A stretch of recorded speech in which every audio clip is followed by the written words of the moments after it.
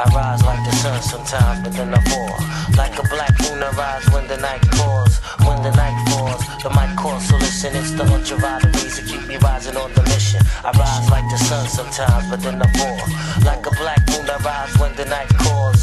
When the night falls, the mic calls. So listen, it's the ultraviolet rays that keep me rising on the mission. What up, hype beast? You already know who it is. It's your boy back with another NBA breakdown video. So this one is for my Portland Trailblazer hype beast out there. Your boy Damian Lillard is about to get a $191 million contract extension. So I was happy to hear this news. I thought it was a little bit low. Most of the other superstars, the contract extension is usually over $200 million. But with Damian Lillard, for whatever reason, it's 191, whatever, close enough. But it is definitely that super max, and it basically cements him in as their franchise player, for the majority of his career. So I'm very happy for him. I thought he had a great season. This was definitely a Damian Lillard breakout season, breakout playoffs again, especially that first round series. That first round series was stuff, that legends are made of. He will continue to build on that. The performance got a little bit tough in the Denver series, and then in this Golden State series, I never really thought they had a real chance against Golden State. They don't match up well against Golden State for whatever reason.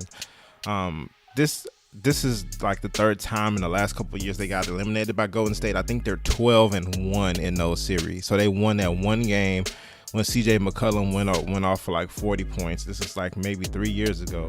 They won that one game, and since then it's been 2 sweeps. So it's rough, man. It's a rough matchup. I think Golden State also probably has a mental edge over Portland. This series was weird because Portland has been up 17 points late in the game 3 times, and they lost all 3 games. It's basically a tough matchup for Portland, and I knew it would be. So, I don't take that as that big of an L. Earlier, Kevin Durant and CJ McCollum had a podcast, and Kevin Durant told CJ McCollum, don't worry about what's going on at the top of the league. Okay? To me, this season and this playoff run by Portland shows that they're one of the teams that are among the top of the league. If you're the last 4 teams standing, that's the top of the league, in my opinion. So kudos to Portland. I know there's no, real win and losing, but they'll grow from this. They'll get better. They should improve. Now, with the improvements, let's talk about who they need to lose off this team. Al-Farouq Aminu. Now, he is a key defender. He's very versatile on the perimeter or whatever defensively. But I think because of his inconsistent shooting and his just limitations on offense, he can't really put the ball on the floor and do anything positive. He can't really attack the basket well. The shooting is off and on. Sometimes he'll make them, sometimes he won't. Even though he has made, a very decent role player out of himself, I still think they need to improve. He plays too many minutes. He starts for this team. For his deficiencies, it's tough. It's tough to win like that. So I think Al-Farouq Aminu is a person who needs to go for the Blazers. I think Jake Layman is also a free agent. He will be out of there. Enes Kanter, he was a late season addition. He will likely be out of there. I don't think they'll re-sign him. He was causing some problems defensively, but I thought I don't want to call Enes Kanter out too much. The Warriors were exploiting him a little bit, but it kind of doesn't, and Denver too, but it kind of doesn't matter. He was playing his heart out, and I can appreciate it, to be honest. I could really appreciate what Enes Kanter brought to this team this postseason. So whatever defensive struggles, whatever, who cares?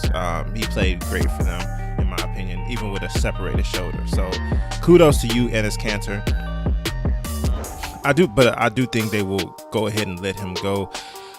The Blazers should really try to hang on to Rodney Hood. I thought Rodney Hood did enough this postseason to kind of prove that he can be a starter and be consistent in the NBA and be like a key player for the Blazers. I think he fits what they do well. I think he has good size and good shooting ability. He made some clutch shots, which is insane if you know Rodney Hood. But I think Rodney Hood made a new name for himself this postseason. I thought he played well. He shot well. He hit some clutch shots. He played through injury. Basically, he did everything that he didn't do last year with the Cavs finals run. So good for you, Rodney Hood. I hope they extend him and keep him there and make him a key part of that team. Seth Curry, if the money will make sense, I know he's going to get offers. If the money makes sense, I think they should try to keep him. But I don't think they should overpay for Seth Curry. I do think he's going to get a legit offer somewhere else, and he probably will leave. One thing the Blazers absolutely have to make sure that they take care of this offseason is Evan Turner. He's set to make $18 million next year for the Blazers, and they need to shed that expiring contract desperately. For the money, Evan Turner just does not have the productivity to match the money he makes.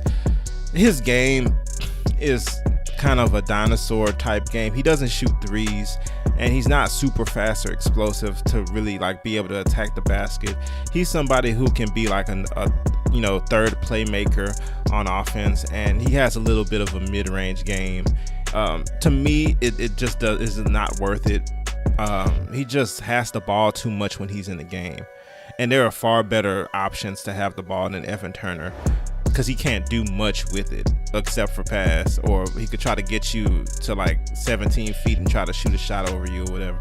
I just think it's bad. I don't like Evan Turner's game at all. I never understood why they signed that. I understood that they had trouble getting people to come to Portland, but I don't understand why Evan Turner was somebody that you paid $70 million for, because you weren't going to get $70 million worth of productivity out of him. So that was crazy, but I think the Portland now has an opportunity to get rid of him, and I think they should.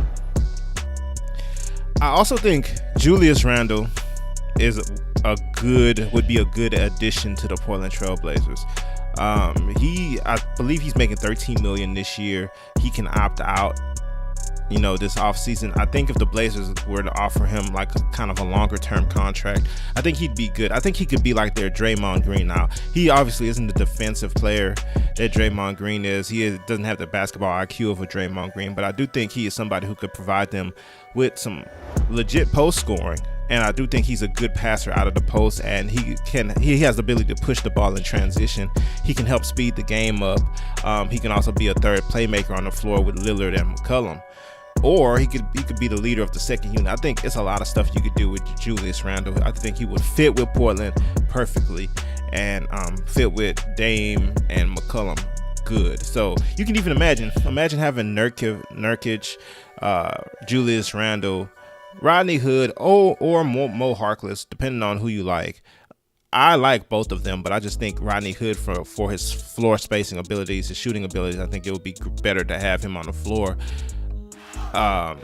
McCollum and Lillard, that's a pretty legit lineup. Now I don't know how far they can go like that, but I do think that would be a dramatic improvement, especially when you replace Randle for Al-Farouq Aminu.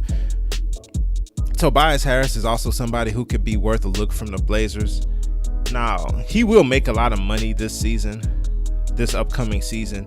I'm thinking he will most likely re-sign with the Philadelphia 76ers, but in case they decide to go Jimmy Butler and let Tobias Harris walk, I think the Blazers could benefit from, trying to throw some money at him, see if he'll come over that way.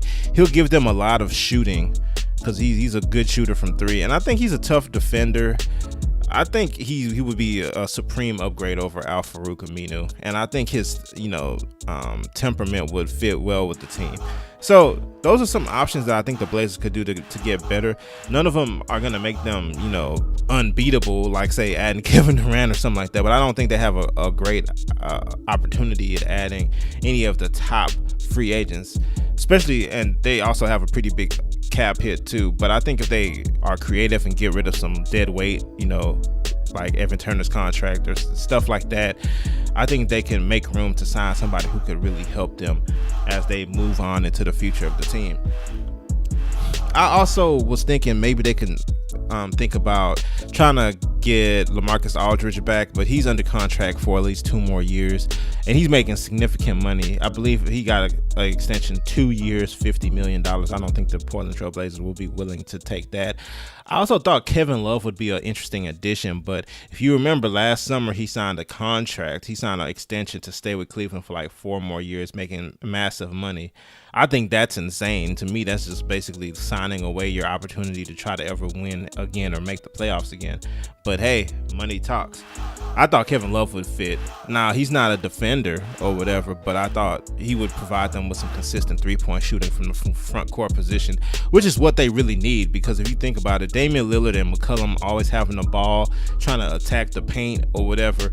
You need people to space the floor. So I thought Kevin Love would have been perfect for that. Even Aldridge or somebody like that would be perfect. But if you can't get them, I think Randall or Tobias Harris, but mainly Randall. I think Randall really fits the team well. So I hope Randall is the guy that they go for. Anyway, let me know what you guys think down below about the Portland Trailblazers. Do you think these additions would be enough? Is there somebody else that they should look after? Is there somebody else that they should try to get rid of? Let me know down below in the comment section. All right, see you next time.